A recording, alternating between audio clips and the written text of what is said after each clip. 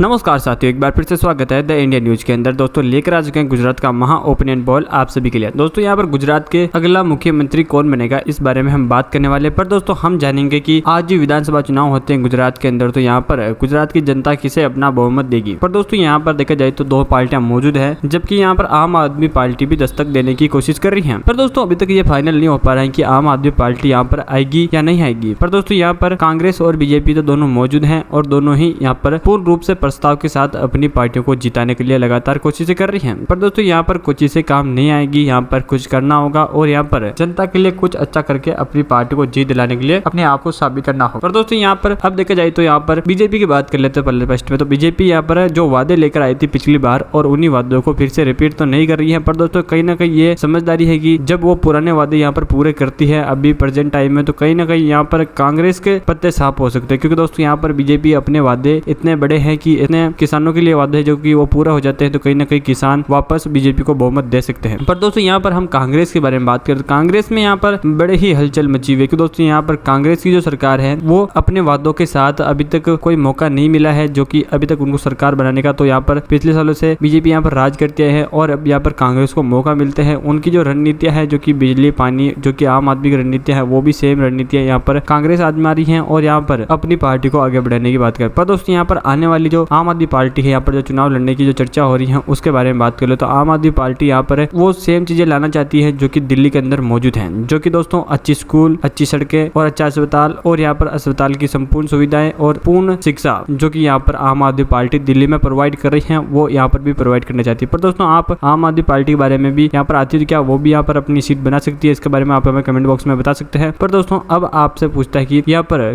कौन बनाएगा गुजरात के अंदर अगली सरकार, कांग्रेस, बीजेपी या आम आदमी। पर दोस्तों यहाँ पर हम बात करेंगे उससे पहले आप सभी से एक छोटी सी रिक्वेस्ट है कि अभी तक आपने हमारे चैनल को नीचे लाल बटन दबा के सब्सक्राइब नहीं किया है तो अभी कभी नीचे लाल बटन दबा के चैनल को सब्सक्राइब कर ले और बेल आइकन को ऑल पे प्रेस कर लें। दोस्तों ऐसे में आपको ओपिनियन पोल से संबंधित तमाम जानकारी सिर्फ और सिर्फ हमारे इसी चैनल के माध्यम से मिलती रहेगी और आप हर एक अपडेट से आगे रहोगे। और दोस्तों आप गुजरात के अंदर जिस भी पार्टी को सपोर्ट करते हैं उसके बारे में कमेंट करके हमें जरूर बताइएगा, क्योंकि दोस्तों यहाँ पर अपनी पार्टी को सपोर्ट करने के लिए कमेंट अवश्य कीजिएगा। और आप कौन से राज्य और जिले से रहने वाले ये भी हमें कमेंट करके बता दीजिएगा। जानते हैं यहाँ पर पहले जिले के बारे में। तो महसाणा के हम 7 सीटों के बारे में बात करें, 7 में तो यहाँ पर कांग्रेस को 4 सीटें मिलती हुई दिखाई दे रही है, जबकि दोस्तों यहाँ पर बीजेपी खाते में 2 सीटों का संपूर्ण बहुमत है, यहाँ पर अन्य खाते में 1 सीट है। पर दोस्तों यहीं पर महिसागर की हम 3 विधानसभा सीटें और 3 में दोस्तों यहाँ पर कांग्रेस के खाते में 1 सीट का बहुमत है, जबकि दोस्तों यहाँ पर बीजेपी को भी 1 सीट मिलती हुई दिखाई दे रही है, यहाँ पर अन्य खाते में भी 1 सीट है। पर दोस्तों यहाँ पर मोरबी की हम 3 विधानसभा सीटों के बारे में बात करते हैं, 3 की 3 सीटें कांग्रेस अपने नाम करेगा यहाँ से और यहाँ पर बीजेपी को बिल्कुल 0 सीट मिलेगी, तो अन्य खाते में भी 0 सीट है। पर दोस्तों यहाँ पर गुजरात की हम 13 सीटों के बारे में बात कर लेते हैं, कांग्रेस खाते में 8 सीटें जाती हुई दिखाई दे रही है, जबकि दोस्तों यहाँ पर बीजेपी खाते में 3 सीटें, यहाँ पर अन्य खाते में 2 सीटें। इसी के साथ दोस्तों हम अगले जिले के बारे में बात कर लेते हैं। यहाँ पर नर्मदा की 2 विधानसभा सीटों के बारे में बात कर लेते हैं, 2 में दोस्तों यहाँ कांग्रेस के खाते में 2 की 2 सीटें जमा होती हुई दिखाई दे रही है, जबकि दोस्तों यहाँ पर बीजेपी खाते में 0 है, तो अन्य खाते में भी 0 सीट जाती हुई दिखाई दे रही है। पर दोस्तों हम यहाँ पर नवसारी की 4 विधानसभा सीटों के बारे में बात कर ले, 4 में दोस्तों यहाँ पर कांग्रेस के खाते में 3 सीटों का अच्छा खासा बहुमत है, जबकि दोस्तों यहाँ पर बीजेपी खाते में 1 सीट का बहुमत है, तो अन्य खाते में यहाँ पर 0 सीट है। पर दोस्तों यहाँ पर पंचमहल की 5 सीटों में दोस्तों यहाँ पर कांग्रेस के खाते में 4 सीटों का अच्छा संपूर्ण बहुमत है, जबकि दोस्तों यहाँ पर बीजेपी को फिर से 1 ही सीट मिलती हुई दिखाई देती है, यहाँ पर अन्य खाते में बिल्कुल 0 सीट है। वही दोस्तों हम गुजरात की 24 सीटों के बारे में बात कर ले, 24 में दोस्तों यहाँ पर कांग्रेस के खाते में 17 सीटों की अच्छी खासी लीड जमा हो चुकी है, जबकि दोस्तों यहाँ पर बीजेपी को 5 सीटें मिली है, तो अन्य खाते में 2 सीटें हैं। इसी के साथ दोस्तों हम अगले जिले के बारे में बात कर ले, दोस्तों यहाँ पर पाटन की हम 4 विधानसभा सीटों के बारे में बात कर ले, 4 में दोस्तों यहाँ पर कांग्रेस के खाते में 2 सीटों का अच्छा खासा बहुमत है, जबकि दोस्तों यहाँ पर बीजेपी बराबर का 2 सीटों का बहुमत अपने नाम करी, यहाँ पर अन्य खाते में बिल्कुल 0 सीट है। पर दोस्तों यहाँ पर पोरबंदर की हम 2 विधानसभा सीटों के बारे में बात कर ले, 2 में दोस्तों यहाँ पर कांग्रेस के खाते में 2 सीटें हैं, जबकि दोस्तों यहाँ पर बीजेपी खाते में बिल्कुल 0 सीट है, अन्य खाते में बिल्कुल 0 सीट जाती हुई दिखाई दे रही है। पर दोस्तों यहाँ पर राजकोट की हम 8 सीटों के बारे में बात कर ले, 8 में दोस्तों यहाँ पर कांग्रेस के खाते में 6 सीटों का अच्छा खासा बहुमत जाता हुआ दिखाई दे रहा है, जबकि दोस्तों यहाँ पर बीजेपी खाते में 2 सीटें हैं, तो यहाँ पर अन्य खाते में बिल्कुल 0 सीट। तो इसी के साथ दोस्तों हम गुजरात की 38 विधानसभा सीटों के बारे में बात करें तो 38 में दोस्तों यहाँ पर कांग्रेस के खाते में 27 सीटों की अच्छी खासी लीड जाती है, जबकि दोस्तों बीजेपी खाते में 9 सीटें हैं, तो यहीं पर अन्य खाते में 2 सीटें हैं। इसी के साथ दोस्तों हम अगले जिले के बारे में बात कर लेते हैं। यहाँ पर साबरकांठा की हम 4 विधानसभा सीटों में बात कर ले, 4 में दोस्तों यहाँ पर कांग्रेस के खाते में 2 सीटों का बहुमत है, जबकि दोस्तों बीजेपी खाते में भी 2 सीटों का पूर्ण बहुमत है, यहाँ पर अन्य खाते में बिल्कुल 0 सीट है। तो वही दोस्तों हम सूरत की 16 सीटों के बारे में बात कर ले, 16 में दोस्तों यहाँ पर कांग्रेस के खाते में 13 सीटों का अच्छा खासा संपूर्ण बहुमत है, जबकि दोस्तों यहाँ पर बीजेपी खाते में 3 सीटों का ही बहुमत जाता हुआ दिखाई देती है, यहाँ पर अन्य खाते में बिल्कुल 0 सीट है। इसी के साथ दोस्तों हम सुरेंद्रनगर की 5 विधानसभा सीटों के बारे में बात करें तो 5 में दोस्तों यहाँ पर कांग्रेस के खाते में 3 सीटों का अच्छा खासा बहुमत जाता हुआ दिखाई देती है, यहाँ पर बीजेपी खाते में 2 सीट का बहुमत है, अन्य खाते में बिल्कुल 0 सीट का बहुमत है। जबकि दोस्तों यहाँ पर गुजरात की हम 63 विधानसभा सीटों के बारे में बात कर लेते, 63 में दोस्तों यहाँ पर कांग्रेस के खाते में 45 सीटें जमा हो चुकी है, जबकि दोस्तों यहाँ पर बीजेपी खाते में 16 सीटें हैं, जबकि दोस्तों अन्य खाते में 2 सीटें जाती हुई दिखाई दे रही है। इसी के साथ दोस्तों हम अगले जिले के बारे में बात कर लेते हैं। यहाँ पर तापी की 2 विधानसभा सीटों के बारे में बात करें, 2 में से दोस्तों कांग्रेस और बीजेपी दोनों पार्टियों को 1-1 सीट का संपूर्ण बहुमत है, जबकि दोस्तों पर अन्य खाते में बिल्कुल 0 सीट जाती हुई दिखाई दे रही है। दोस्तों हम यहाँ वडोदरा की 10 विधानसभा सीटों के बारे में बात कर ले। 10 की 10 सीटें कांग्रेस अपने खाते में जमा करता हुआ दिखाई दे रहा है। पर दोस्तों यहाँ पर बीजेपी खाते में यहाँ पर फिर से 0 सीट जाएगी, जबकि दोस्तों अन्य खाते में बिल्कुल 0 सीट है। इसी के साथ दोस्तों हम वेल साइड की 5 विधानसभा सीटों के बारे में बात कर ले तो 5 में दोस्तों यहाँ पर कांग्रेस खाते में 3 सीटों का संपूर्ण बहुमत है, जबकि दोस्तों बीजेपी खाते में 2 सीटों का बहुमत है, अन्य खाते में बिल्कुल 0 सीट है। पर दोस्तों यहाँ पर गुजरात की 80 सीटों के बारे में बात करें तो 80 में दोस्तों यहाँ पर कांग्रेस खाते में 59 सीटें जाती हुई दिखाई दे रही, जबकि दोस्तों यहाँ पर बीजेपी खाते में 19 सीटें, यहाँ पर अन्य खाते में भी 2 सीटें जाती हुई दिखाई दे रही है। दोस्तों इसी के साथ हम अगले जिले के बारे में बात कर लेते हैं। यहाँ पर देवभूमि द्वारका की हम 2 सीटों के बारे में बात करें, 2 की 2 सीटें भी कांग्रेस अपने नाम करता हुआ दिखाई दे रहा है, जबकि दोस्तों यहाँ पर हम बीजेपी को 0 सीट मिल रही थी, यहाँ पर अन्य खाते में बिल्कुल 0 सीट जाती हुई दिखाई दे रही है। पर दोस्तों यहाँ पर अहमदाबाद की 21 सीटों के बारे में बात करते हैं, 21 में दोस्तों यहाँ पर कांग्रेस खाते में 16 सीटों का अच्छा खासा बहुमत जमा हो चुका है, जबकि दोस्तों यहाँ पर बीजेपी खाते में 4 सीटें, यहाँ पर इंडिया खाते में भी 1 सीट जाती हुई दिखाई दे रही है। पर दोस्तों यहाँ पर हम अमरेली की 5 विधानसभा सीटों की बात कर लेते हैं। 5 में दोस्तों यहाँ पर कांग्रेस खाते में 3 सीटों का अच्छा खासा बहुमत है, जबकि दोस्तों बीजेपी खाते में 2 सीटें, यहाँ पर दोस्तों इंडिया खाते में बिल्कुल 0 सीट है। इसी के साथ दोस्तों हम गुजरात की 108 सीटों के बारे में बात कर ले। 108 में से दोस्तों यहाँ पर कांग्रेस खाते में 80 सीटों का अच्छा खासा बहुमत है, जबकि दोस्तों यहाँ पर बीजेपी खाते में 25 सीटें हैं, तो अन्य खाते में बिल्कुल 3 सीटें जाती हुई दिखाई दे रही है। इसी के साथ दोस्तों हम अगले जिले के बारे में बात कर लेते हैं। यहाँ पर आनंद की 7 सीटों के बारे में बात करें, 7 में तो यहाँ पर कांग्रेस खाते में 4 सीटों का अच्छा खासा बहुमत है, यहाँ पर बीजेपी खाते में 3 सीटें जाती हुई दिखाई देती है, अन्य खाते में 0 सीटें। वही दोस्तों हम अरावली की 3 विधानसभा सीटों के बारे में बात करें, 3 में दोस्तों यहाँ पर कांग्रेस खाते में 2 सीटों का अच्छा खासा बहुमत है, यहाँ पर बीजेपी खाते में 1 सीट है, यहाँ पर अन्य खाते में बिल्कुल 0 सीट जाती हुई दिखाई दे रही है। पर दोस्तों हम यहाँ पर बनासकांठा की 9 विधानसभा सीटों के बारे में बात करें, 9 में से यहाँ पर कांग्रेस खाते में 6 सीटों का बहुमत है, जबकि दोस्तों यहाँ पर बीजेपी खाते में 2 सीटें हैं, तो अन्य खाते में भी 1 सीट जाती हुई दिखाई दे रही है। पर दोस्तों यहाँ पर गुजरात की 127 सीटों में यहाँ पर कांग्रेस 92 सीटें अपने नाम करता हुआ दिखाई दे रहा है। पर दोस्तों यहाँ पर बीजेपी खाते में 31 सीटें हैं, यहाँ पर अन्य खाते में 4 सीटें जाती हुई दिखाई दे रही है।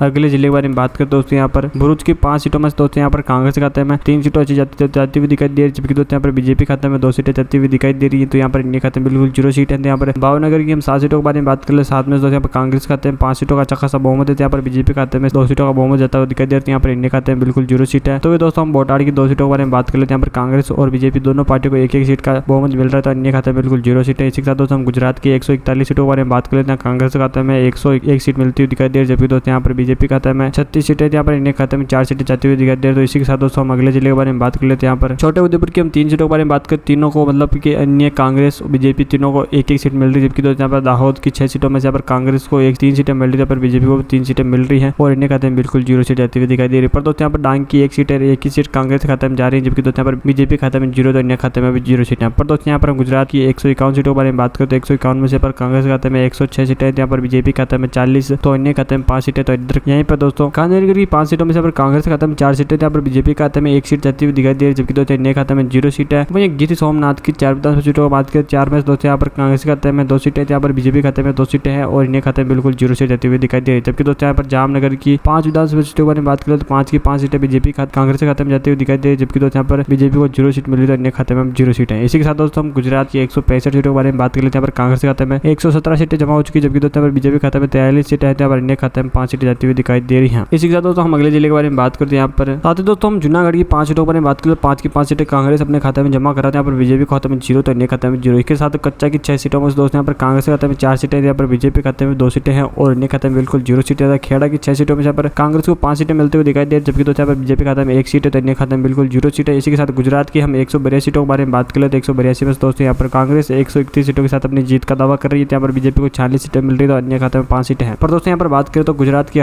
टोटल सीटों में से यहाँ पर कांग्रेस को 131 सीटों के साथ यहाँ पर जीत का हासिल कर सकती है, क्योंकि दोस्तों यहाँ पर जो कि जनता सर्वे के मुताबिक आज विधानसभा चुनाव होते थे, यहाँ पर कांग्रेस 131 सीटों पर अपनी जीत दर्ज कर सकती है, यहाँ पर बीजेपी को इस बार 46 सीटें मिलती हुई दिखाई दे, जबकि दोस्तों अन्य खाते में 5 सीटें हैं। पर दोस्तों आपके मुताबिक कौन सी पार्टी जीत सकती है उसके बारे में हमारे कमेंट बॉक्स में कमेंट जरूर कीजिएगा। अभी तक चैनल को सब्सक्राइब नहीं किया तो नीचे जल्दी जाकर चैनल को सब्सक्राइब कर लो और बेल आइकन को ऑल पर प्रेस कर ले। दोस्तों इस समय आपको अपने पॉलिसी संबंधित जानकारी मिलती रहेगी हमारे चैनल के माध्यम से।